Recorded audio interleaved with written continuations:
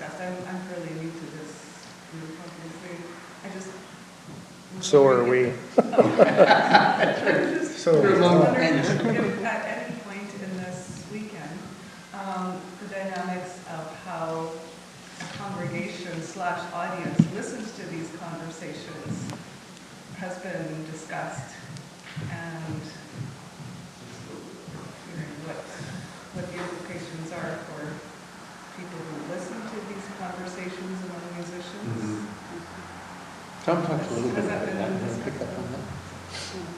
Well, I think it came out in some of the presentations yeah. today. Yeah. And Darlene, yeah. That people resonate with what they perceive happening among the musicians and the singers, that there's the reimagining, but because it's something so basically human, and there's a soul cry, to use language, Yeah. the emotional content, but also the creative exchange among musicians, they're invited into that process. They recognize it in their lives, they feel the emotion, and there's this witnessing of something so basically human happening that there's the spiritual connection in a way. I don't know if I communicated some of that. So there's not only is the groove an invitation to clap and to participate that way, or nod your head or whatever, but there's like the exchange among the musicians creates this dynamism that is exciting and, well, invokes curiosity. Mm-hmm. Yeah, that was the other, that's a big part of Yeah, here's two quotes that are interesting. A successful, and I don't know who they were, a successful improvisation is where you are different when you go off the stage. You found something and you leave different from when you came. And the goal is to create a connection between each other, to create a connection with the audience, though in a very special way, which will be known through artistic creation. In other words, creating connection by being entirely ourselves on stage. That is, by expressing the deepest aspects of our being, by taking a risk in front of the audience. I would summarize the motivation of this show in one word: joy. The joy of dancing, of playing, of making music together and expressing something together. And that was in the context of an audience, right? Not just within the musicians. When I think it was Brian that put me on to a guy by the name of Christopher Small. Was a sociologist of music. That's probably the best way of describing it. And he wrote a wonderful book called Music King. And the whole idea that he has and plays around with is that it isn't just music, like it isn't a thing. It isn't just a musician or a group of musicians. And Tom may get into this a little bit in his final comments, but it's the whole context of what goes on when music is being played. And so it's what goes on within, among, up through, it's the space. And so what Small wants to talk about is the teachers, of the composers, of the musicians, the stagehands, the sound techs, all of that community, the dynamic community, that's what we should be thinking of when we think of music. And I, in the context of the project, I've come to think of using the language of worshiping as a parallel to music. Like what's everything that goes on in the dynamic of a worship service, whatever kind of worship service it is. And we were talking this morning about the kind of, for a number of people who've come out of a more evangelical background, the progression they've seen over the last, say, 20 or 30 years of the separation between the worshipers and the people at the front, the musicians and so it's now kind of 20 minutes of musical performance and a 45-minute lecture, and now we'll see you next week. I mean, that's a horribly prejudiced description of it, but I've got enough friends who hang around those circles to say, yeah, it's about right. Yep. And so when you, again, go back to, St. Stephen's would be a far more liturgical format than Brentwood, for example. But in both, there's a richness of what's going on there and our understanding of what's going on there that creates a different image. So one of the things that the Calvin Institute talks about is more and more is the formative power of participation in worship. Yeah, I was just thinking about worship, spirituality, and the jazz imaginary. So I have no sweeping analysis of contemporary culture, other than I see a world hungry for the kind of thing, the vitalizing impulse of jazz addresses. So I mean, and the narratives this morning were so beautiful. Like something's happening here as sanctuary that's vitalizing and connection making, and that's deeply spiritual and that connects with worship. So I was just thinking in reference with all the presentations today, sort of jotted down a few words, trying to respond to some of the things I'm hearing, hoping they resonate, and if not, the garbage can's always a place. But I think there's something here that's can tap into the wellspring of what's going on in the greater area, the greater culture. One is spirituality. Linking up with something deep in the human heart, a sense of isolation in urban context, the sense of meaningless driven by social media, by schedules. And something happens in jazz where suddenly there's a attentive focus on the present moment with others. And so the preposition with really strikes me as important in the jazz performance. The being with, which is what we touched on yesterday, the relational component, the connection, linking, call and response. It's that with. It's not music done to or for others, but music done with. That it invites people into a space of real connection, audience, performers alike. That strikes me as really deep. And so there's a spirituality there that I think, this is where I'm putting on my theological teaching, that links in with the creative process always already going on in the cosmos. Always already going on in every day. Creativity is happening everywhere. I'm reading this book, The Jazz of Physics, and the author's talking about the creativity at the subatomic level. And I think of that as God's ongoing creation. Creation doesn't happen way back when, as a one-time event, but God is creating continually. And spirituality, in a way, is where our image of God, our own spiritual nature as human beings, connects with God's creativity. If God's a creative and creating ultimate presence in and through all things, our own human creative act taps into that, connects with it.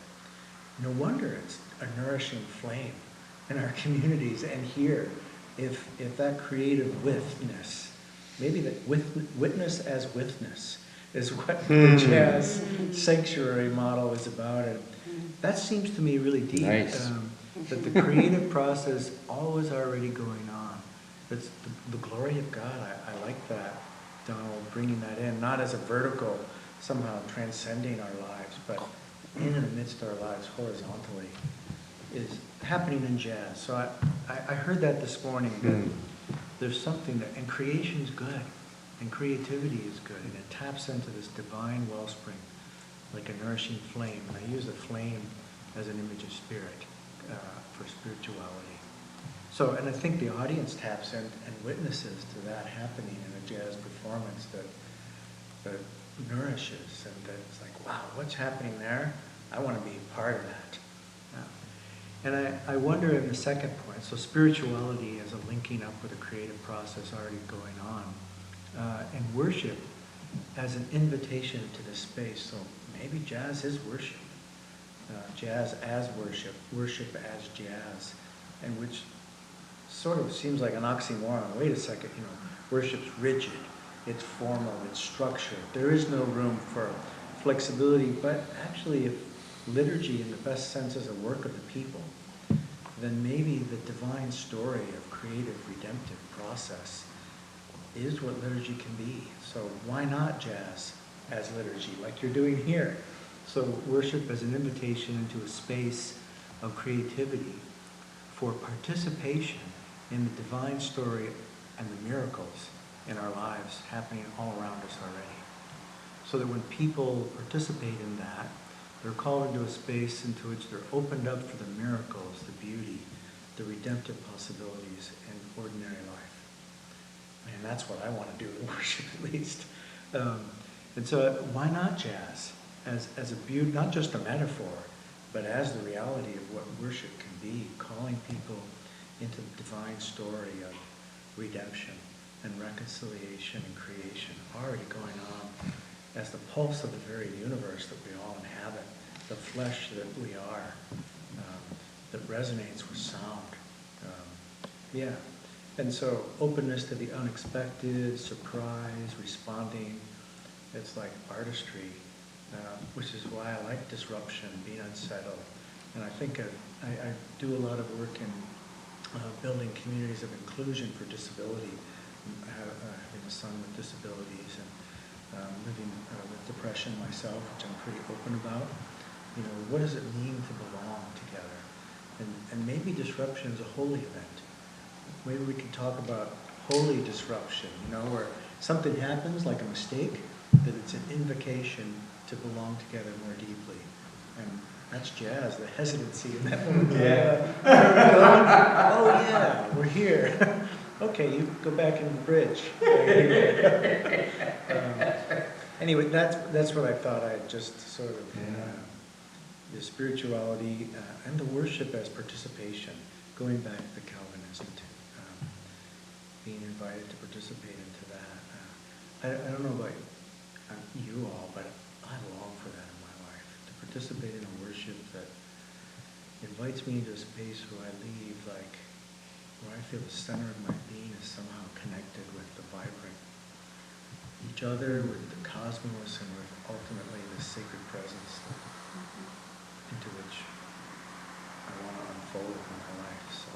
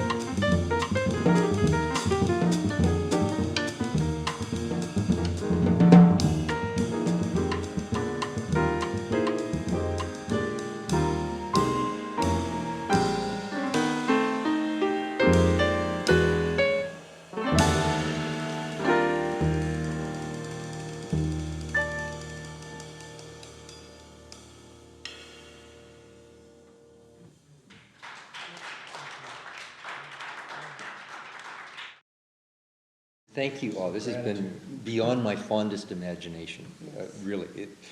The contributions you've all made, and to Ken and to Marvin, wherever they're hiding.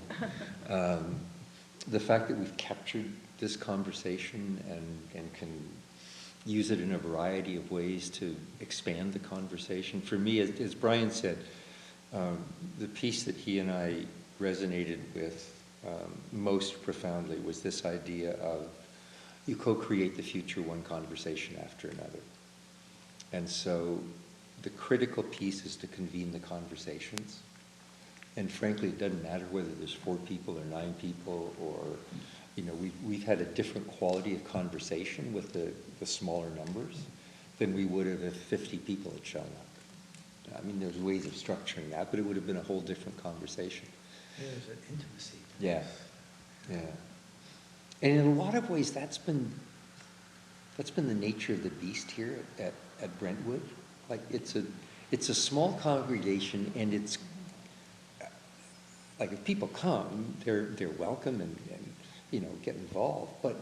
But nobody's beating their breast over the fact that there's only 35, 40, 45 of us involved in the congregation.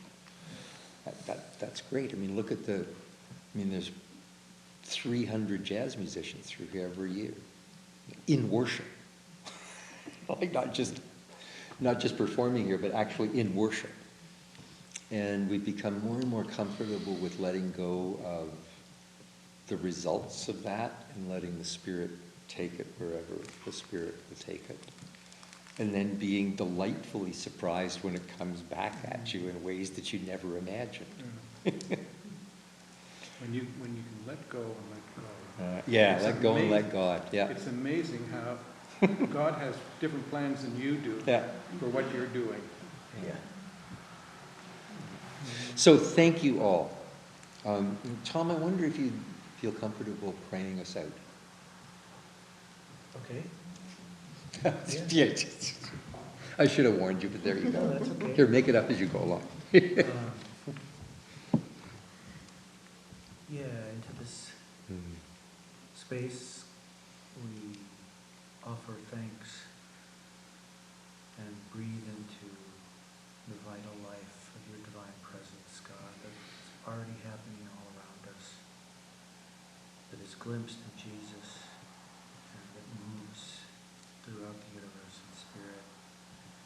Continue working in this congregation and among our lives to be present and to make us responsive to how you summon us into being creative in the world as agents of goodness. Knowing that we're not in control and that your work goes on, sometimes in spite of us.